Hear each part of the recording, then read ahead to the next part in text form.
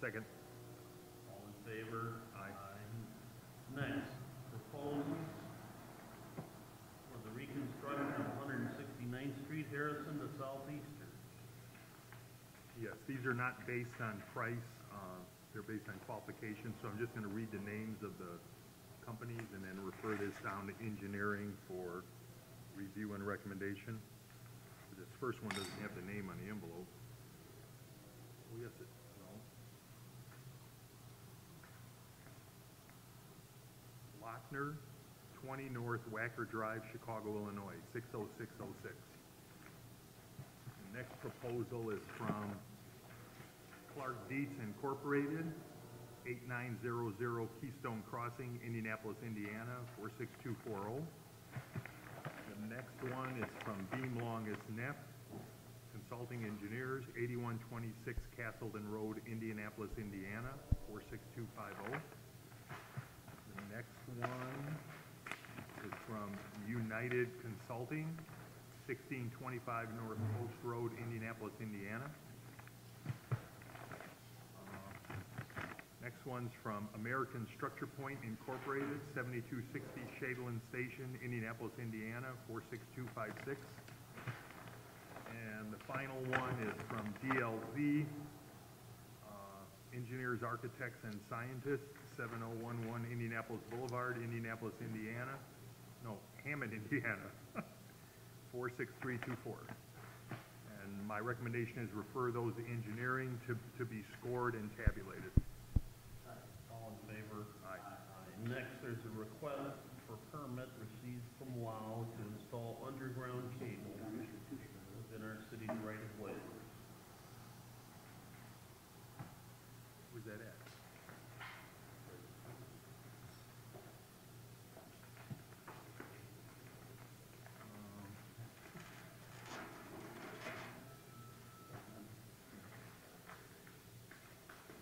I'd like to make a recommendation that we approve the installation of the cable. All in favor? Aye. Next, from Gatlin Plumbing.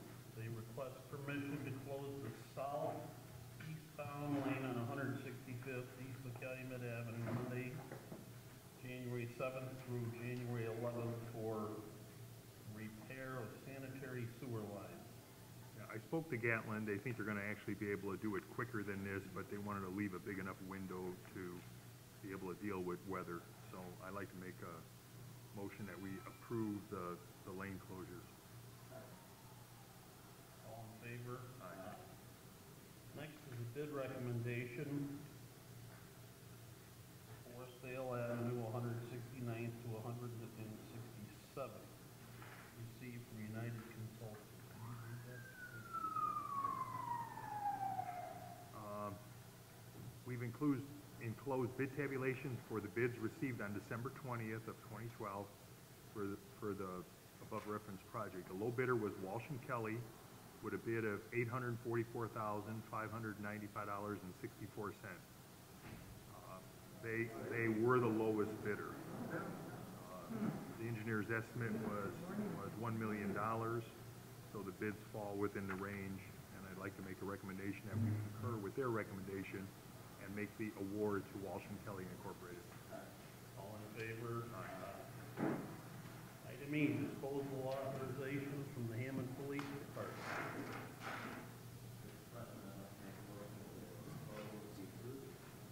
All in favor? Aye.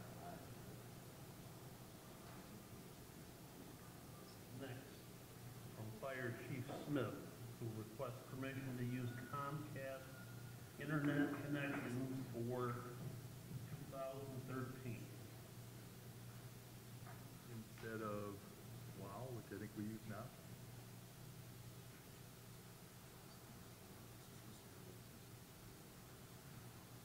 Yes. Well, he's requesting Comcast, I think he mentioned WOW in the correspondence. And I'll second. All in favor? Aye. Next is the hearing. 1020 Murdoch. I would like to request a continuance until February 7th for this property to give time to do an inspection and get everything in order. Randy. 7106 Columbia.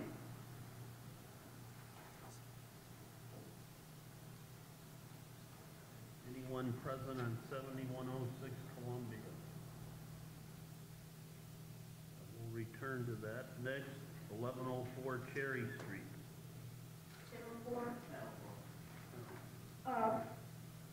Findings of order was entered in June prior to somehow the paperwork was involved on the committee to find it in order. I have been talking to the owner, and right now the property is vacant and it's going to continue to stay vacant until he completes that work.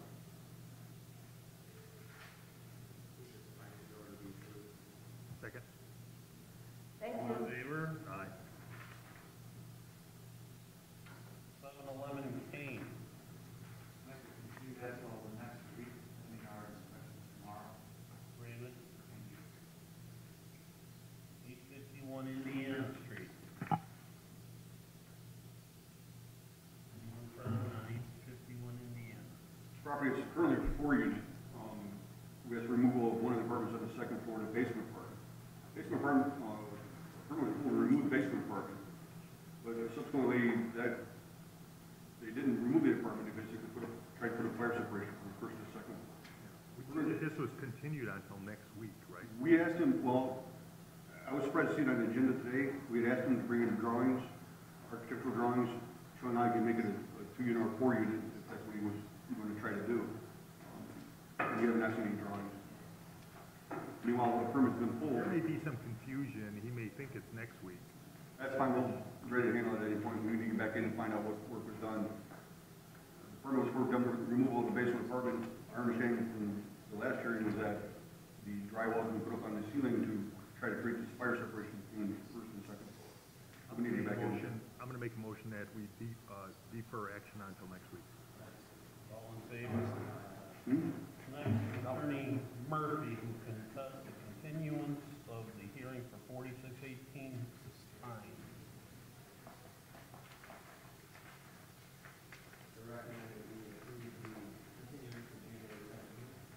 I'll second. All in favor? Aye.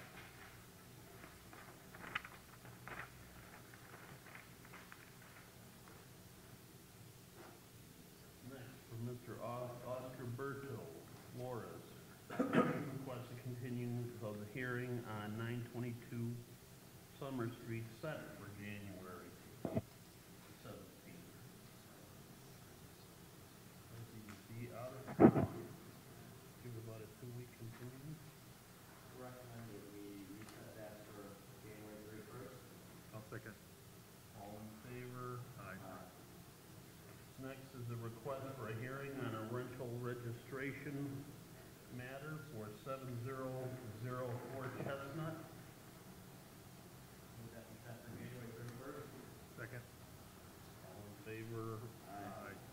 Next, rental registration hearing 833 State Street. How you doing? I'm here. Go ahead and state your case.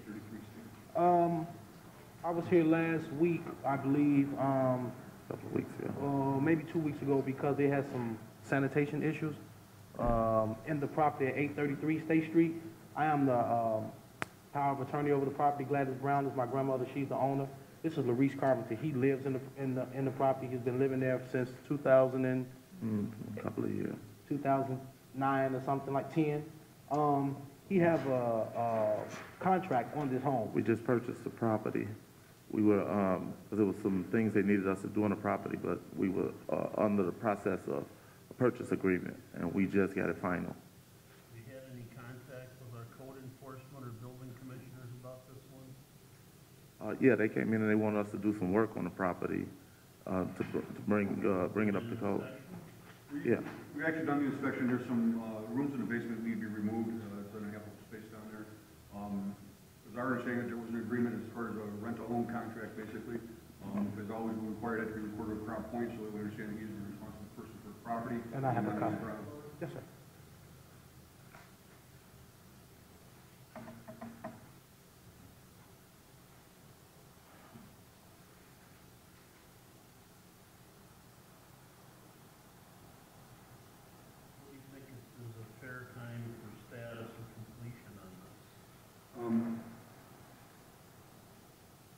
60 days for removal of the basement, bedrooms, and living space.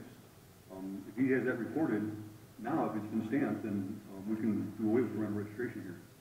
Well, as of right now, Mr. Attorney, the contract isn't executed.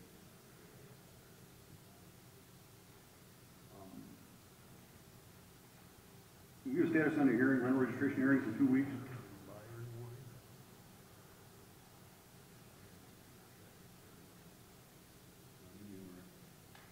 Gladys Brown is the power of attorney, No, I am the power of attorney. I'm Edward Clark. Gladys Brown is my grandmother. and you She's received the the owner. power of attorney from Ms. Brown. Yes, he did. I'm the purchaser. I have a copy of the power of attorney right here too as well. Oh, that's all right. Taylor, how about we set this for January 31st, and that'll give you an opportunity to get the contract executed and recorded in the recorder's office at Lake County. Is it a way we can move it to February, the 31st? There's no 31st. You said what now? There's no February 31st. Oh, no, I wasn't saying February. Yeah, I knew you were gonna. yeah, I wasn't saying the 31st February. Yes, February 28th. that's perfect. Okay, so if you can get us an executed, recorded copy of your contract, the rental registration actions will be dismissed. Okay. No, Yeah. fully signed. He'll know what he's doing. Yeah. Recorded. Okay. Thank you. Next, 1123 Sibley. I came a couple weeks ago because I needed to show proof when my mother-in-law had tenants in there that they had a lease to own contract, and I got the contract from her.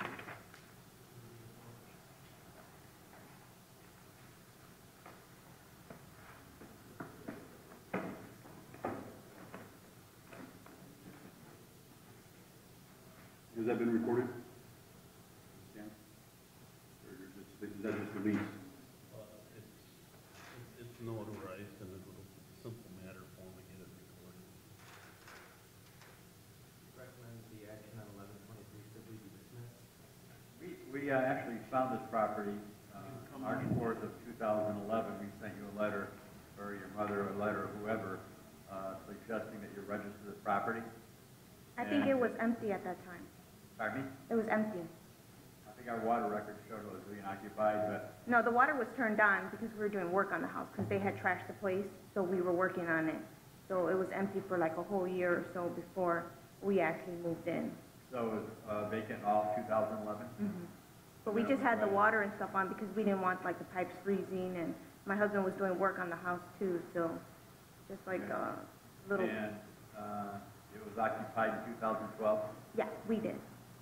We went Myself and my mother-in-law were living there. a little over a year without even contacting us and notifying us of the situation.